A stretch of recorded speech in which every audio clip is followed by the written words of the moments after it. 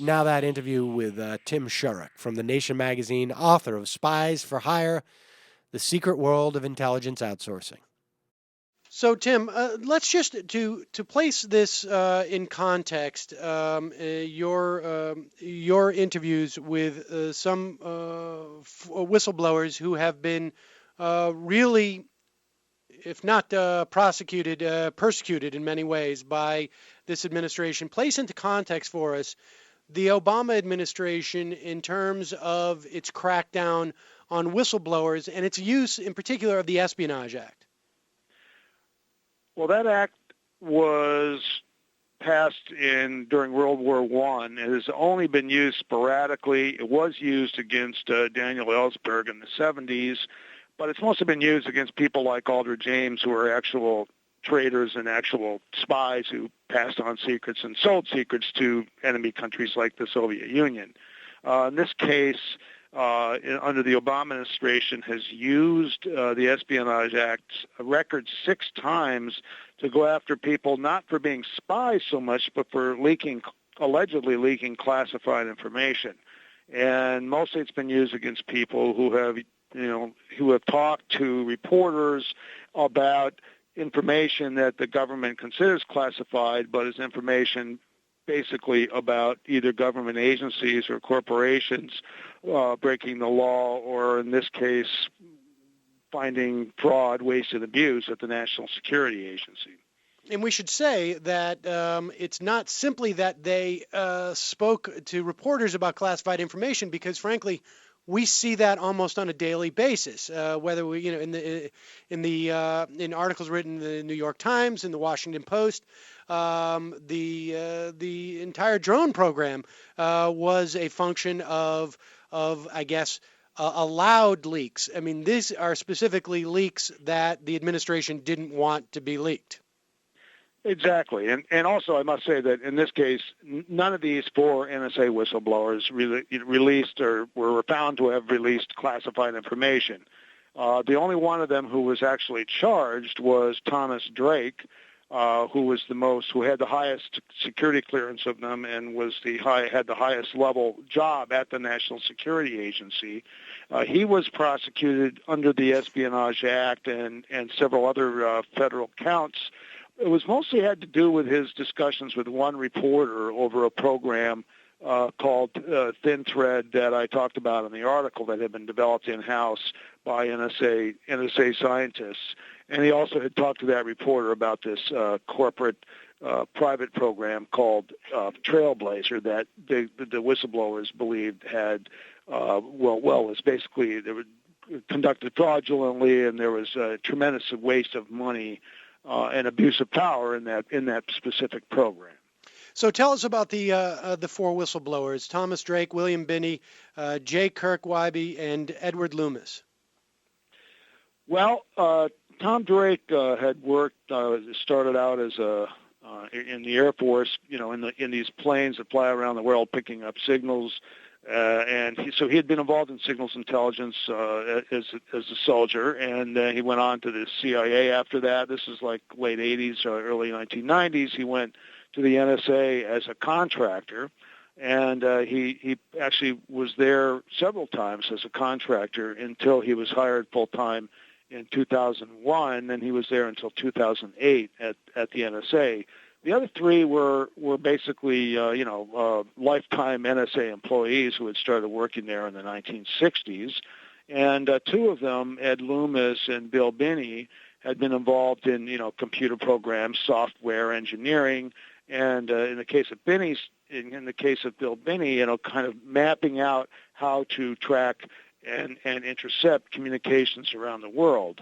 And Kirk Wybie was an analyst for various programs, analyzing signals intelligence. So between them, they had about 120 years, maybe, at the National Security Agency, and so they know from the inside how it works, and they know a tremendous amount about the technology it uses to intercept communications, telephone calls, and emails. And the story for 3 of those whistleblowers, Loomis, Wybie, and Binney, goes back to 2002.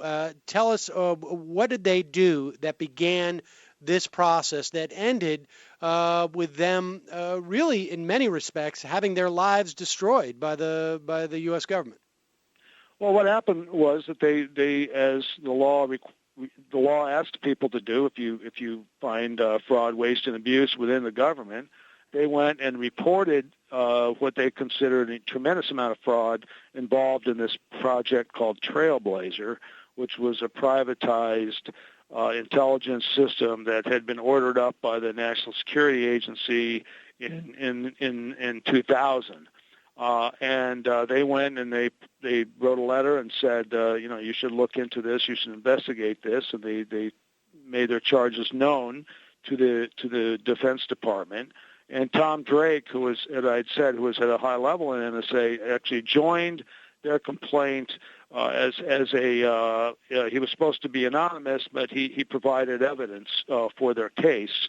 And there was also one other person I mentioned in my article, Diane Rourke, who was a House staffer, a very high level in the House Intelligence Committee, and she knew all about these programs, and she also knew about the fraud and waste and abuse, and she had also joined this complaint. And actually, it's very important for listeners to know that the Pentagon Office of Inspector General took up this complaint, investigated, and in 2005 issued a report that at the time was classified that essentially backed up all the complaints made by these whistleblowers. They did find fraud, they did find waste, they did find abuse, and then that report was eventually declassified in 2011, and it was the parts that you can actually read, and there's a link in my article to the report. You can see that how much they actually did back up the charges that these whistleblowers had made. And unfortunately, they reported this right around the time that it was a little bit after they reported it. The New York Times broke the story about the secret warrantless surveillance program that had been started at the NSA right after 9/11. And the Bush administration at that time began a massive search for whoever it was they thought had leaked this information to the New York Times. And so Drake and the others were caught up in this investigation into the leak, and their names were somehow passed to the to prosecutors at the Justice Department. But Drake eventually was the only one actually charged. The other ones lost their security clearances and lost their ability to ever work in intelligence again. And so now, did they have any involvement in the leaks regarding the illegal wiretapping? They did not. They did not. That actually, that wiretapping story, the leak came from somebody in the Justice Department who later admitted to it, actually. They had nothing to do with that leak whatsoever. And Tom Drake was charged because he had spoken and communicated with a reporter from the Baltimore Sun, but he did not pass any classified information on. He passed, he gave her some unclassified information that was used in an article. And they took that as a sign that he was leaking classified information, which he was not. Okay, so we've got to take a break, but we have now 4 or 5 members of the NSA who reported on massive amounts of fraud and abuse in within a project that was to gather intelligence. Ostensibly, they are concerned both about the fraud and abuse and the effect that would have on their capacity at that time to do real intelligence work, which particularly in 2002, 2003, 2004, there was and it continues, I would imagine, but a serious and a desperate need to gather intelligence. We've got to take a break. When we come back, we'll talk about the rest of the story, what has happened to them since this, and why. We got to take a break. We'll be right back after this. So, Tim, we've outlined the story of these NSA whistleblowers, and from all that you told us before the break, these were 4 or 5 individuals who simply reported in the way that we would want our government officials to do, to the proper channels in reporting on fraud and waste. Their complaints were vindicated by the Inspector General, which showed that their complaints were legitimate. So why is that not the end of the story? Why were these people prosecuted? That's really something that's very difficult to answer. I can't quite figure out what is up with the Obama administration on this, because the Bush administration, they're the ones who began the investigation into these individuals. And then when the Obama administration came in, the Justice Department decided to carry out that work and decided to indict Tom Drake. And it seems to be that there's tremendous pressure on the Justice Department and the White House to stop leaks at all costs. They've taken, very extreme steps to do this. To me, it's not clear, and it does not jibe at all with what President Obama promised in terms of openness and transparency in government. It really is a mystery to me and something I can't answer. I think that's something only the Obama administration and perhaps Attorney General Eric Holder can answer, why they went after these people. Well, and I mean, how is it if the Pentagon's Office of Inspector General basically said that their whistleblowing on this fraud and abuse was legitimate? I mean, what are we seeing? And there was no evidence that they were passing on information that in any way damaged intelligence gathering operations of the United States. And maybe I'm asking you to speculate beyond where you want to speculate, but do you have indication in talking to these individuals that this was retribution, not so much for endangering U.S. security interests, but rather for reporting on waste and abuse within a bureaucracy? Well, the key point of these programs was this. Inside the NSA, Ed Loomis and Bill Binney had developed a program called Thin Thread that was designed to intercept communications coming in by the internet into the United States at very, very rapid speed. You know how fast the stuff moves on fiber optic systems. It's an incredible amount of information and data that goes through these lines. And they were able to develop a system that could they could actually do the analysis at the point of interception. Analysis meaning, put in numbers and, say a number of a known terrorist in Afghanistan, and then they could find calls to and from that particular individual. And then Bill Binney had designed a system where you could graph out relationships between callers and show analysts that there are relationships between, caller A, caller B, caller C that could be seen as some kind of network and might be able to use to predict what might happen in the future or what they were planning if you could actually start listening to the actual calls by these people. So they had designed a system like that actually worked, as I described in the story. They tested this system. And at very high level NSA listening posts. And then in August 2001, they were told the system would not be deployed. And in fact, what had happened was NSA had gone for a system that they said would do all that, but much more, that they contracted out to a company called SAIC and several other large defense contractors such as Lockheed Martin and Northrop Grumman. And that system was built, and billions of dollars were poured into it as opposed to only $3 million in this Thin Thread case. This Trailblazer project went on for years. They never produced an iota of intelligence, and it was finally canceled in 2006.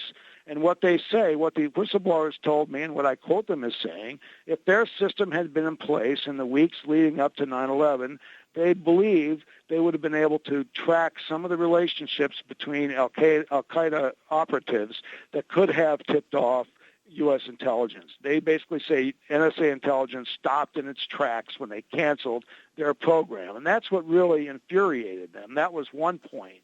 They also were very upset after 9/11 by the fact that technology that they had pieces of their program, the Thin Thread program, that they had such as the graphing software that they had built, pieces of their program, which they had designed for foreign intelligence. Got to keep this in mind. NSA is supposed to be spying on, right, foreign countries, people in foreign countries, foreigners, not Americans. They use this to track conversations and emails and communications among Americans. In other words, they turned a system designed for foreign intelligence onto the American people. And this really disturbed them, and that's why Bill Binney, Kurt Wiebe, and Ed Loomis left shortly after 9/11. They left the agency because they didn't like seeing, the agency turn into an organization that would spy on Americans that went against the grain of everything they had ever learned while working at NSA. And so that's part of it. And so they say basically this Trailblazer program, failed American people and failed to actually provide any intelligence. And that's what I believe is being covered up. That's what I believe they went after these people in retribution. It was tremendously embarrassing to the NSA. It was tremendously embarrassing to the Bush administration and the U.S. government that they went for a corporate privatized program that never worked.